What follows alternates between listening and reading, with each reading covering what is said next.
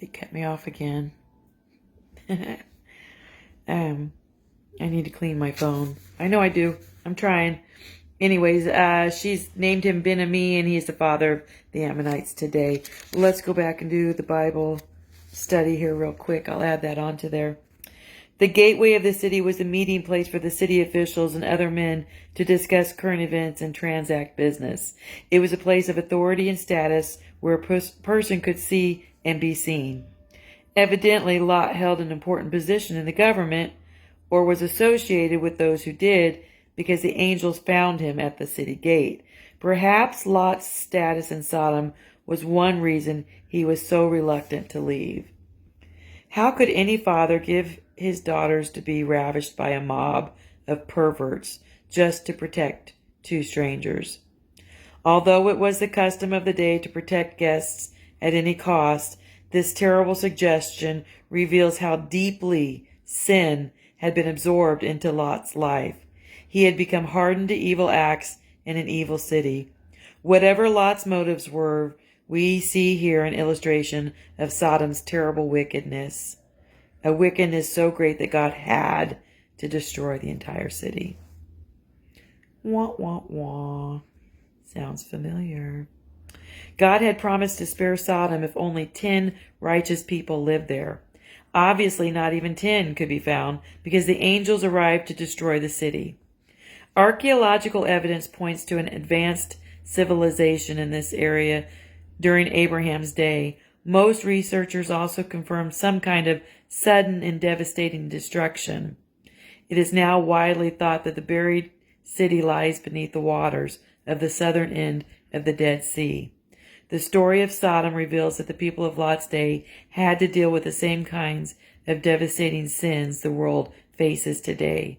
We should follow Abraham's example of trusting God. His selfless faith contrasts with the self-gratification of the people of Sodom. Lot had lived so long and was so contented among ungodly people that he was no longer a believable witness for God.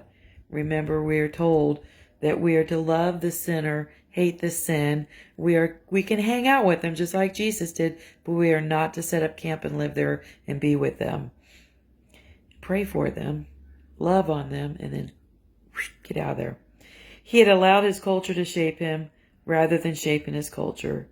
Do those who know you see you as a witness for God, or are you just one of the crowd, blending in unnoticed?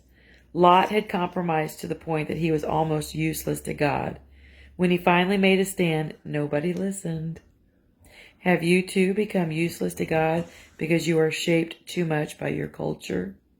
To make a difference, you must first decide to be different in your faith and your conduct. Notice how God's mercy toward Abraham extended to Lot and his family. Because Abraham had pled for Lot, God was merciful and saved Lot from the fiery destruction of Sodom. A righteous person can often affect others for good. James says that the prayer of a righteous person is powerful and effective. Amen. Amen. All Christians should follow Abraham's example and never give up praying for those who need to be saved. Lot hesitated, so the angels seized his hand and rushed him to safety.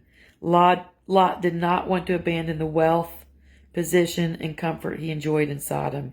It is easy to criticize Lot for being hypnotized by Sodom when the choice seems so clear to us. But to be wiser than Lot, we must see that our hesitation to follow may stem from the false attractions of our culture's pleasures. When God takes you by the hand and his leading is crystal clear, don't hesitate. In the story of Sodom and Gomorrah, we see two facets of God's character. His great patience, agreeing